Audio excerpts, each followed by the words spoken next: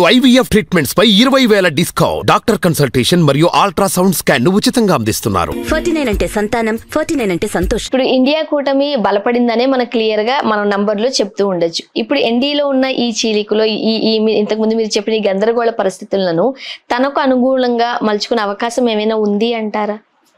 రాబోయే 5 ఏళ్లలో ఏమన్నా జరిగే ఛాన్సెస్ ఉన్నాయా? అంటే భారతీయ జనతా పార్టీ అంటే ఇండియా కూటమి బలపడింది కదా సార్. సో ఇప్పుడు ఎన్డీఏకి సంబంధించి మీరు అన్నట్టుగా ఏం ఇవ్వకపోతే భారతీయ జనతా పార్టీ ఎంతవరకు అవగాహన తెలిసింది తెలియదు, కానీ మహారాష్ట్రలో అది చేయబోయారు. మహారాష్ట్రలో కొలాప్స్ అయ్యారు కనుక ఎక్కడో ఒక చోట ప్రజలు ఇటువంటి రాజకీయాలు చేస్తే తిరస్కరిస్తారు అనేది అయితే వాళ్ళు ఒకవేళ దాని నుంచి ఒక గుణపాఠం నేర్చుకొని మనం ఇంకా కాస్త జాగ్రత్త ఉండాలి, రాష్ట్రాల్లో మనం ఎటువంటి రాజకీయాలు చేయకూడదంటే అది వేరే విషయం.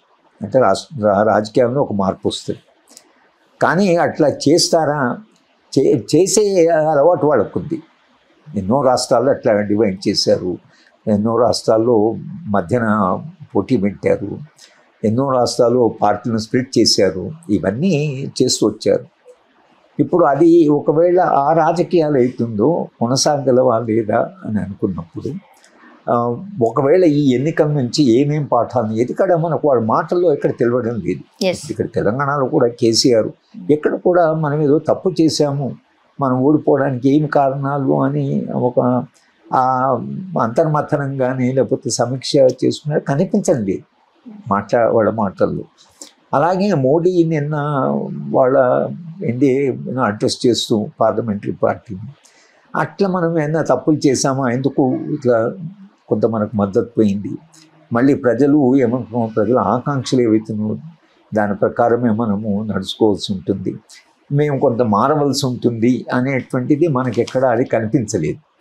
కనుక వాళ్ళ రాజకీయ వ్యూహాలు తర్వాత రాజకీయాన్ని మ్యానిపులేటివ్ చేయడం ఇవి మొత్తంగా ఇవాళ ఎన్నికల నుంచి నేర్చుకొని లేదు, మనం కొన్నిటికి నిలబడి ఉండాలి, మనము చేయకూడదు, మిగతా పార్టీలను విభజించకూడదు, మనము వాళ్ళ ఏదో వాళ్ళని పరిపాలించుకోవాలి అనే దాకా వస్తే ఫెడరలిజము బలపడినట్లు కేంద్రంలో వాళ్ళ అధికారాన్ని కొన్ని వదులుకోవాల్సి వస్తుంది. కానీ ఆ రాజకీయాల్లో ఆ స్వభావం లేదు. మనం ఇప్పుడు ఈ ఎన్నికల ద్వారా ఏమైనా కాస్త మారతారా లేదా అని వేరే విషయం. కానీ రాజకీయాలను ఎప్పుడైనా కొన్ని కంపల్షన్స్ నడుపుతుంటాయి, కొన్ని లిమిట్స్ ఉంటాయి రాజకీయాలకి, అంతవరకే అవి నడవగలవు. దాన్ని మించి మనం దాటిపోతే రాజకీయాలు బ్యాక్ ఫైర్ అవుతాయి. అది మనకు స్పష్టంగా ఆంధ్రాలో కనిపించింది, తెలంగాణలో కనిపించింది, జాతీయ స్థాయిలో కనిపించింది, మహారాష్ట్రలో కనిపించింది.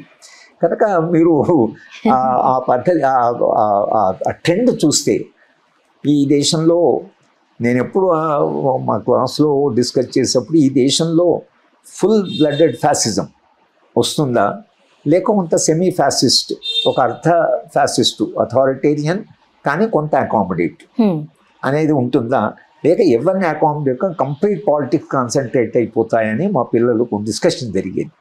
ఈ ఎన్నికల్లో ఏమైందంటే ఫ్యాసిజం ఒక చిన్న బ్రేక్ పడింది, అథారిటేరియనిజానికి నియంతృత్వానికి చిన్న ఒక బ్రేక్ పడింది, కంప్లీట్ మ్యానిపులేటివ్ రాజకీయాలకి కొంత బ్రేక్ పడింది. కానీ స్వభావం రాజకీయాల స్వభావం అలా మారింది. రాజకీయాలు తమ స్వభావం మార్చుకుంటుందా లేదా అనేటువంటి ఏజెంట్తో అది చాలా పెద్ద ప్రశ్న. తర్వాత సాధారణ ప్రజల యొక్క సమస్యలు పరిష్కారం అవుతాయా, అందరికీ ఉద్యోగాలు వస్తుందా, భద్రత వస్తుందా, ఆదివాసీల పోరాటం ఉన్నాయి, వాళ్ళకు భూమి రక్షణ ఉంటుందా, ఆదివాసీల ఉద్యమాల పట్ల గౌరవం ఉంటుందా, దళిత ఉద్యమాలు ఉన్నాయి, ఇవన్నీ అంటే ఈ రాజకీయాలు కాకుండా బయట ఉద్యమాలు ఉన్నాయి. ఫార్మర్స్ మూవ్మెంట్ ఉంది, సిటిజన్షిప్ అగెనిస్ట్ ఉద్యమం జరిగింది, అన్ని ట్రైబల్ ఏళ్ళు ఆదివాసుల పోరాటం ఉన్నాయి, దళితులు తమ ఆత్మగౌరవం పోరాటం, మహిళలు తమ ఆత్మగౌరవం కూడా, అంటే సమాజంలో కూడా ఒక నిరంతరంగా ఉద్యమమైనటువంటి స్ఫూర్తి ఉంది. కనుక ఈ ఉద్యమాలు కూడా రాజకీయాన్ని కొంత ప్రభావితం చేస్తుంది. ఎందుకంటే ఇంత అథారిటేరియన్ మోడీ కూడా ఫార్మర్స్ ఎడ్యుకేషన్ వలన 3 చట్టాన్ని వెనక్కి తీసుకోవాల్సి వచ్చింది. కనుక ఇవాళ రాజకీయాల్లో మీరు బయట నుంచి కూడా చాలా ప్రెషర్ ఉంటుంది, సమస్యల పని. యూత్ ఉన్నారు, ఇవాళ యూత్ కొంత బలమైన నాయకుడైతే మన సమస్యలు పరిష్కరిస్తారని అటువైపు వెళ్ళారు.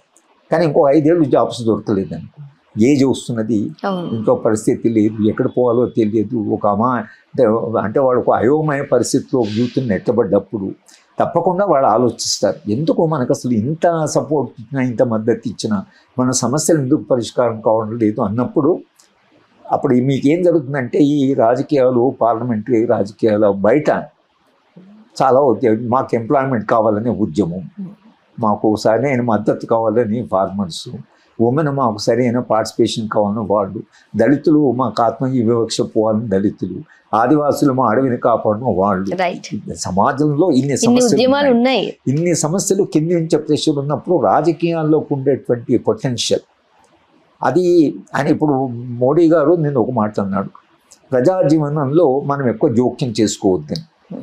అంటే దాని అర్థం ఏంటంటే మీరు వెల్ఫేర్ ప్రోగ్రామ్స్ వద్దు వాళ్ళకు ప్రజలకు వద్దనా, లేక ప్రజా అంటే ఆకాంక్షలు లేకపోతే దాన్ని మనము గౌరవించాలంటే మీరు ప్రజల సమస్యలను అంటే సంక్షేమ కార్యక్రమాలు వద్దనా, లేక ప్రజల మాట మనం వినాలి అని దాని అర్థం ఏంటో మనకు తెలియదు. కానీ ఆయన ఒక మాట అయితే ఏమన్నాడంటే మనము ఈ ప్రజల జీవనంలో జోక్యం ఎక్కడ చేసుకో, వాళ్ళ స్వేచ్ఛ విషయంలో జోక్యం చేసుకోవద్దు, కానీ వాళ్ళకు వెల్ఫేర్ ప్రోగ్రామ్స్ ఇచ్చే విషయంలో అయితే మీరు జోక్యం చేసుకోవాల్సి వస్తుంది.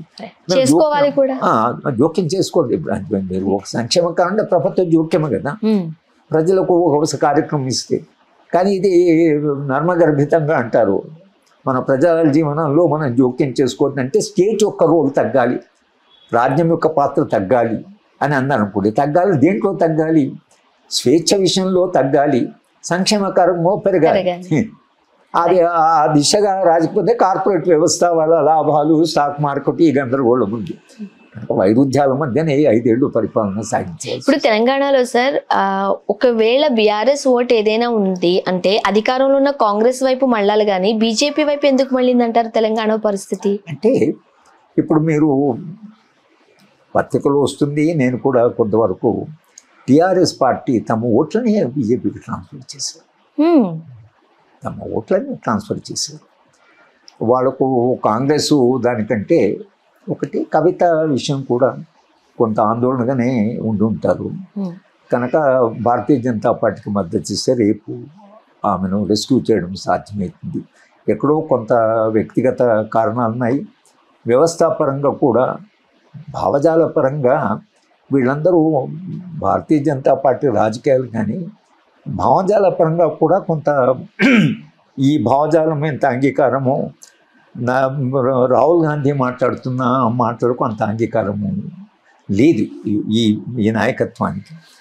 కనుక కారణాల వలన కేసీఆర్ లేకపోతే తెలంగాణ అస్తిత్వాన్ని వదులుకున్నామంటే ఏమంటారు, జీరోకి వెళ్ళిపోయింది. ఇవాళ ఉన్నది ఆయనకు అది మద్దతు, ఉన్నదాన్ని వదులుకున్నారంటే ఏమర్థం? అంటే వాళ్ళు ఏం చేశారంటే దాదాపు నేను ఇప్పుడు వ్యాసం కూడా రాశాను, ఇది ఆత్మహత్య చేసుకుంటుంది టీఆర్ఎస్ పార్టీ. ఇవాళ ఎన్నికల్లో కూడా వాడు కాంగ్రెస్కు కాకుండా తమ మద్దతు ఏదైతుందో అది బీజేపీలో కానీ మాపినలో కానీ చాలా కాన్స్టిట్యున్సీలో వాళ్ళు ఓట్లు వెలుగుపడ్డాయి. కాంగ్రెస్కు ఎందుకు పడలేదంటే కాంగ్రెస్ పవర్కు రాదని తెలుసు. వాళ్ళైతే ఇప్పుడు అధికారం వస్తే ఒక కోalition గవర్నమెంట్ రావచ్చు, కానీ కాంగ్రెస్ అట్లా అది కాకుండా బీజేపీకి పవర్కు దగ్గర ఉన్నారు, పవర్కు వస్తారని కూడా వీళ్ళు అనుకున్నారు. ఇప్పుడు మరి ఈ మన దగ్గర ఉన్న ఎంపీలకి కేంద్రంలో ఏదైనా మంత్రి పదవులు ఇచ్చే అవకాశం ఉంది అంటారు తెలంగాణ కంటే ఓవరాల్ గా? ఎందుకంటే 2 తెలుగు రాష్ట్రాలలోనూ బీజేపీ హవా కొంచెం ఇదిగా ఉంది కాబట్టి నేను తప్పకుండా ఆంధ్ర ప్రాంతానికి సరే 4 క్యాబినెట్ 4 కాకుండా 2 తెలంగాణలో బలపడుతున్నారు కాబట్టి తెలంగాణ కూడా 2-3కి అవకాశం కల్పిస్తారు. తెలంగాణ విషయంలో వాళ్ళు విస్మరించడం కానీ ఇక్కడ మనం పవర్లో లేమని కాకుండా తప్పకుండా పవర్కి వస్తాము అనేటువంటి ఇది ఉంది కాబట్టి తెలంగాణలో కొంత వామపక్ష ఉద్యమాలు, తర్వాత వామపక్ష భావజాలం కూడా ఉంది. అది భారతీయ జనతా పార్టీ చాలా వ్యతిరేకం దానికి. కనుక ఈ మొత్తంగా తెలంగాణ ఎట్లయితే త్రిపుర, వెస్ట్ బెంగాల్ కూడా చాలా, కేరళ, ఇవన్నీ కూడా భారతీయ జనతా పార్టీ ఇక్కడ ఈ రాజకీయాలు, ఈ వామపక్ష రాజకీయాలు పూర్తిగా బలహీనపడాలి అనేటువంటి కాబట్టి తెలంగాణలో కన్సాలిడేషన్ కావడం కొరకని వాళ్ళు తప్పకుండా తెలంగాణకు మినిస్టర్స్ ఇస్తారు, ప్రధానమంత్రి ఇక్కడికి వస్తూ ఉంటాడు. తర్వాత అది జరుగుతూనే ఉంటుంది. కాంగ్రెస్ వ్యతిరేకంగా ఎలాగో ప్రచారం చేస్తుంది కాబట్టి ఇక్కడ వచ్చి ప్రచారం చేస్తారు. ఇవన్నీ మనమే చూడబోతున్నాం, ఈ రాజకీయాలన్నీ మనము చూడబోతున్నాం. ఈ వైరుధ్యాల్లో నా మటుకు నేను సమాజాన్ని చూడడం కానీ విశ్లేషించడం కానీ ఎటువంటి సమాజం కావాలి అనేటువంటిది అంటే నా లాంటి వాళ్ళకు ఒక మానవీయమైన ప్రజాస్వామ్యమైన కాస్త సామాజిక న్యాయం ఉన్న సమాజం కావాలి.